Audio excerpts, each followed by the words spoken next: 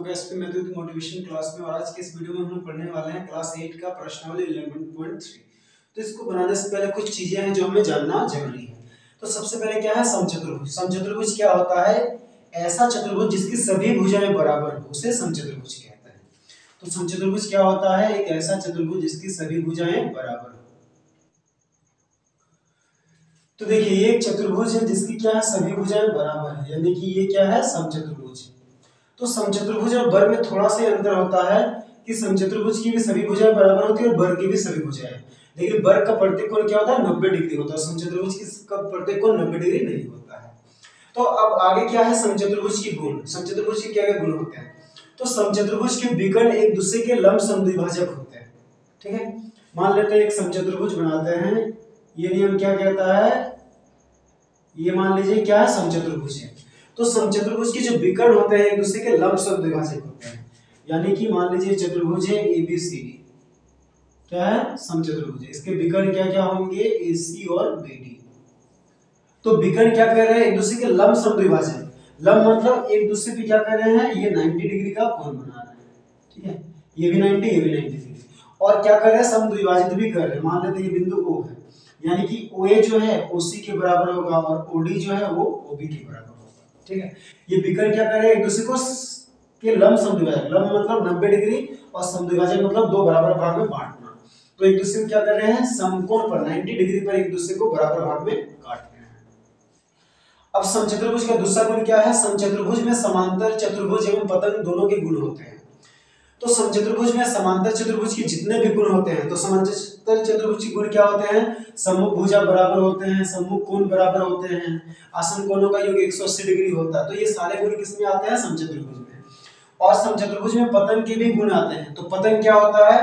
पतंग एक ऐसा चतुर्भुज होता है जिसकी आसन भुजाएं बराबर हो। जैसे आसन भुजा मतलब ये AB और BC क्या है, आसन भुजा है, और CD और AD क्या है, आसन भुजा। तो पतंग में क्या होते हैं, आसन भुजाएं बराबर होती है। तो समचतुर्भुज में भी आसन भुजाएं क्या होते हैं, बराबर होते हैं। अब इसके बाद है आयत। तो आयत क्या होता है? एक समांतर चतुर्भुज जिसका प्रत्येक कोण समकोण यानी कि 90 डिग्री होता है, वो आयत कहलाता है। तो आयत क्या होता है? एक समांतर चतुर्भुज ही होता है आयत भी। ठीक है, लेकिन उसका सभी कोण क्या होता है, 90 डिग्री होता है।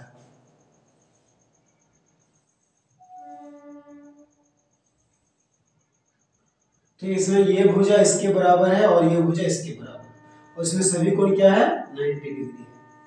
तो ये क्या है, एक आयत है। ठीक है, तो आयत में एक समांतर चतुर्भुज ही है, बस इसमें सभी कोण 90 डिग्री होते हैं। तो यानी कि आयत में भी कौन से गुण आ जाएंगे? आयत में भी समांतर चतुर्भुज के सभी गुण आ जाएंगे, जैसे सम्मुख भुजा बराबर होना, सम्मुख कोण बराबर। ठीक है, और अगला दिया है कि आयत के विकर्ण बराबर लंबाई के होते हैं। तो जो आयत के जो विकर्ण होते हैं ये और ये दोनों क्या होंगे, आपस में बराबर होंगे। ठीक है, मान लीजिए ABCD ये आयत है, तो उसमें विकर्ण क्या होगा, ये जो AC विकर्ण है वो विकर्ण BD के बराबर होगा। देखिए अब अगला पॉइंट क्या है, वर्ग। वर्ग क्या होता है? एक ऐसा चतुर्भुज जिसकी सभी भुजाएं बराबर हो और प्रत्येक कोण क्या हो, 90 डिग्री, उसे वर्ग कहते हैं। यानी कि वर्ग में सभी भुजाएं भी बराबर होंगे और सभी कोण भी 90 डिग्री होंगे। तो वर्ग भी क्या होता है, एक समचतुर्भुज ही होता है, और इसमें सभी कोण क्या होते हैं, 90 डिग्री होते हैं। तो ये क्या होता है, वर्ग। ठीक है, सभी कोण क्या है, 90 डिग्री। तो वर्ग के गुण क्या है? इसमें समांतर चतुर्भुज के सभी गुण आ जाते हैं। समांतर चतुर्भुज में जो जो भी गुण होते हैं वो वर्ग में भी होते हैं। और दूसरा दिया है वर्ग के विकर्ण एक दूसरे को क्या करते हैं, लंब समद्विभाजित करते हैं। यानी कि वर्ग के जो विकर्ण है वो एक दूसरे को क्या करते हैं, समकोण पर काटते हैं। मान लेते हैं क्या है, ABCD एक वर्ग है, इसको यहां से मिला दिए और इसको यहां से मिला दिए। तो देखिए ये जो दोनों विकर्ण है AB AC और BD ये दूसरे को क्या कर रहे हैं, लंब समद्विभाजित करते हैं। मान लीजिए यहाँ पे O बिंदु के दोनों विकर्ण एक दूसरे को काटते हैं, तो लंब मतलब ये दोनों एक दूसरे को 90 डिग्री पे काट रहे हैं और क्या कर रहे हैं, समद्विभाजित कर रहे हैं। यानी कि ये जो है OC वो OA के बराबर होगा और ये जो OD है वो किसके बराबर होगा, OB के बराबर। ठीक है, तो चलिए अब हम लोग क्वेश्चन नंबर 11.3 का क्वेश्चन नंबर 1 बनाते हैं। 1 क्या है, निम्नलिखित कथन सत्य है या असत्य है। देखिए पहला क्वेश्चन क्या, सभी वर्ग आयत होते हैं। क्या सभी वर्ग आयत होते हैं? तो देखिए आयत की आमने सामने की भुजाएं यानी कि सम्मुख भुजाएं क्या होती है, बराबर होती है। आयत की क्या है, सम्मुख भुजाएं बराबर होती है, ये भुजा इसके बराबर और ये इसके बराबर। तो वर्ग की भी सम्मुख भुजाएं क्या होती है, बराबर ही होती है, ये भुजा इसके बराबर, ये भुजा इसके बराबर। तो आयत की भी सम्मुख भुजाएं बराबर होती है और वर्ग की भी आयत सम्मुख भुजाएं बराबर होती है, यानी कि सभी वर्ग को हम लोग आयत कह सकते हैं। तो इसका आंसर क्या होगा, सत्य। ठीक है। इसके बाद कह रहा है कि सभी समांतर चतुर्भुज समचतुर्भुज होते हैं। तो देखिए समचतुर्भुज में क्या होते हैं, सभी भुजाएं बराबर होते हैं और समांतर चतुर्भुज में सम्मुख भुजाएं बराबर होते हैं। तो जरूरी नहीं है कि सभी समांतर चतुर्भुज समचतुर्भुज ही होंगे, यानी कि सभी समांतर चतुर्भुज का सभी भुजा बराबर होगा। तो ये क्या हो जाएगा, गलत, क्योंकि समचतुर्भुज में सभी भुजाएं आपस में बराबर होती है और समांतर चतुर्भुज में सिर्फ सम्मुख भुजाएं बराबर होती है। जरूरी नहीं है इसमें कि सभी भुजाएं बराबर हो। जैसे आयत भी एक क्या है, समांतर चतुर्भुज है, लेकिन आयत क्या है, समचतुर्भुज नहीं है। तो ये क्या हो जाएगा, असत्य। ठीक है, तो ये आंसर हो गया, एक का ये आंसर हो गया। सी नंबर, क्या सभी वर्ग समचतुर्भुज होते हैं। समचतुर्भुज की सभी भुजाएं बराबर होती है और वर्ग की भी सभी भुजाएं बराबर होती है, इसीलिए सभी वर्ग समचतुर्भुज होते हैं। तो इसका आंसर क्या हो जाएगा, सत्य। ठीक है। क्या सभी पतंग समचतुर्भुज नहीं होते हैं। पतंग क्या होता है, पतंग एक ऐसा चतुर्भुज होता है जिसकी आसन भुजाएं बराबर हो, ये भुजा इसके बराबर, ये भुजा इसके बराबर। तो देखिए क्या सभी पतंग समचतुर्भुज नहीं होते हैं, सही है, सभी पतंग समचतुर्भुज नहीं होते हैं। सभी समलम समांतर चतुर्भुज होते हैं। क्या हम लोग सारे समलम चतुर्भुज को समांतर चतुर्भुज कह सकते हैं। समलम चतुर्भुज क्या होते हैं, एक ऐसा चतुर्भुज जिसकी कोई दो भुजा आपस में समांतर हो, उसे समलम चतुर्भुज कहते हैं। तो देखिए इस चतुर्भुज में क्या है, ये भुजा इसके समांतर है, ये और ये नहीं है। तो क्या सारे समलम चतुर्भुज को समांतर चतुर्भुज कह सकते हैं, तो ये क्या होगा, असत्य। हम लोग सभी समांतर चतुर्भुज को समलम चतुर्भुज कह सकते हैं।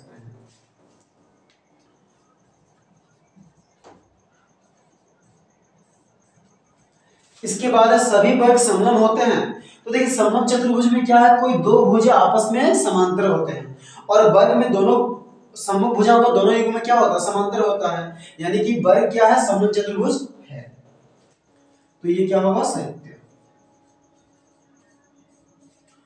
लास्ट वाला देखिए सभी वर्ग समांतर चतुर्भुज नहीं होते। सभी वर्ग, क्या एक वर्ग समांतर चतुर्भुज होता है, तो वर्ग भी एक समांतर चतुर्भुज है। तो सभी वर्ग समांतर चतुर्भुज नहीं होते हैं, तो ये गलत होगा, ये होते हैं, तो ये असत्य।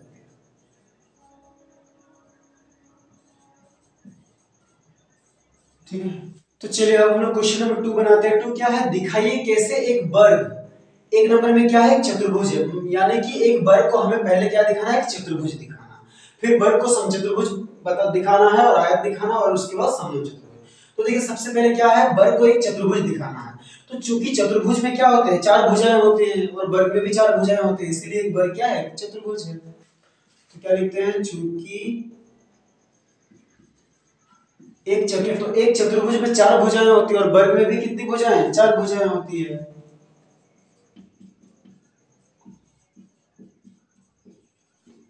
ठीक है, तो हमने क्या लिखा, चूंकि एक चतुर्भुज में चार भुजाएं होती है और वर्ग में भी चार भुजाएं होती है, इसीलिए एक वर्ग क्या है, चतुर्भुज है। तो इसीलिए एक वर्ग एक चतुर्भुज है।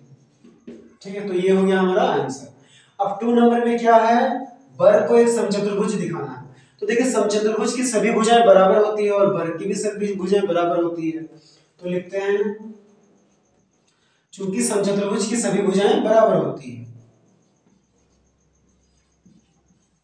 तो देखिए हमने क्या लिखा, चूंकि समचतुर्भुज की सभी भुजाएं बराबर होती है और वर्ग की भी सभी भुजाएं क्या होती है, बराबर होती है। तो इसीलिए एक वर्ग क्या है, एक समचतुर्भुज भी है। तो इसीलिए एक वर्ग एक समचतुर्भुज है। नंबर अब क्या है, वर्ग को एक आयत दिखाना है। ठीक है, तो देखिए आयत में सम्मुख भुजाएं क्या होती है, बराबर होती है और वर्ग में भी सम्मुख भुजाएं बराबर होती है, इसीलिए एक वर्ग क्या है, एक आयत है। तो क्या लिखते हैं, चूंकि आयत की सम्मुख भुजाएं बराबर होती है। ये हमने क्या लिखा, चूंकि आयत की सम्मुख भुजाएं बराबर और समांतर होती है।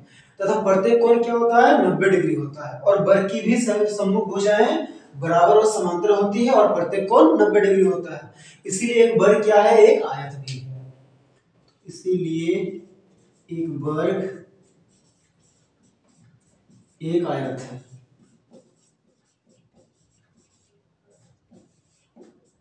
ठीक है, तो ये अब हम लोग को वर्ग को क्या दिखाना है, एक समलंब चतुर्भुज। तो समलंब चतुर्भुज क्या होता है, समलंब चतुर्भुज की कोई दो भुजाएं सम्मुख भुजाएं समांतर होती है। तो लिखते हैं चूंकि समलंब चतुर्भुज की सम्मुख भुजाओं का एक युग्म क्या होता है, समांतर होता है।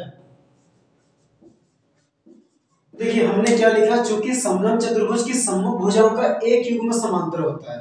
और वर्ग की क्या होता है, सम्मुख भुजाओं का दोनों, ये एक वर्ग भी क्या है, एक समलंब चतुर्भुज है। इसीलिए एक वर्ग एक समलंब चतुर्भुज है। तो ये हो गया आंसर। चलिए अब हम लोग क्वेश्चन नंबर 3 बनाते हैं। 3 क्या है, क्या आप इन चतुर्भुजों के नाम बता सकते हैं जिसके विकर्ण, पहला क्या बोला कि एक दूसरे को समद्विभाजित करते हैं। तो कौन से चतुर्भुज है जिसके विकर्ण एक दूसरे को क्या करते हैं, समद्विभाजित करते हैं। तो हमने नियम में गुण में पढ़ा है कि आयत और समांतर चतुर्भुज के जो विकर्ण होते हैं वे क्या करते हैं, एक दूसरे को समद्विभाजित करते हैं। तो इसका आंसर क्या हो जाएगा, आयत और समांतर चतुर्भुज।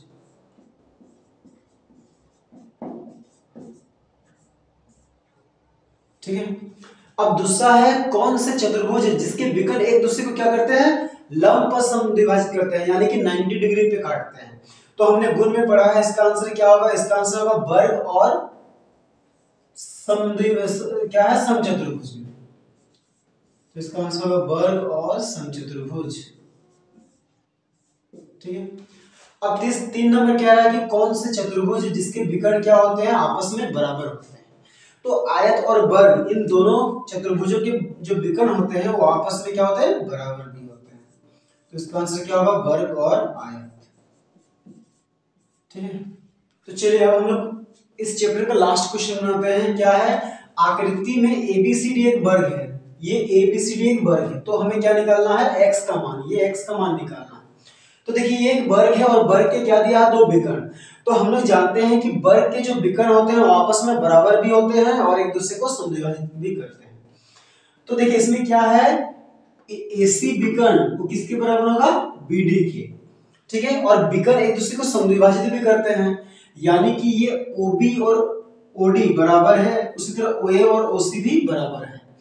तो देखिए ये जो ओडी और ओसी है वो किस तरह के हैं, देखिए एबी और एसी और बीडी दोनों बराबर है, और ये ओडी जो है वो क्या है, बीडी का आधा है, और ओसी जो है वो क्या है, एसी का आधा। यानी कि ये दोनों क्या है, बराबर के आधे हैं। तो बराबर के आधे भी क्या होते हैं, बराबर होते हैं। तो क्या लिखते हैं, चूंकि वर्ग के विकर्ण एक दूसरे को समद्विभाजित करते और क्या होता है, और आपस में बराबर भी होते हैं। ठीक है, तो हमने लिखा चूंकि वर्ग के विकर्ण एक दूसरे को समद्विभाजित करते हैं और आपस में बराबर होते हैं, इसीलिए क्या हो जाएगा, इसीलिए ये जो ओडी है वो किसके बराबर होगा, ओसी के। तो ये दोनों क्या है, ये दोनों बराबर भुजाओं के आधे हैं। तो क्या लिखते हैं, बराबर के आधे बराबर होते हैं। ठीक है, तो ओडी की जगह हम क्या लिखेंगे, 2x - 3 बराबर ओसी की जगह क्या लिखना है, x + 1। अब x को एक साइड करते हैं, बिना x वाला को एक साइड करते हैं, तो 2x, ये x देखिए प्लस में इधर तो माइनस x बराबर, ये 1 उधर रखते हैं, ये 3 माइनस उधर है तो प्लस में। तो प्लस माइनस माइनस 2x से 1x को घटाएंगे तो x बराबर 1 और 3 कितना हो गया, 4। तो यही हो गया x का मान। ठीक है,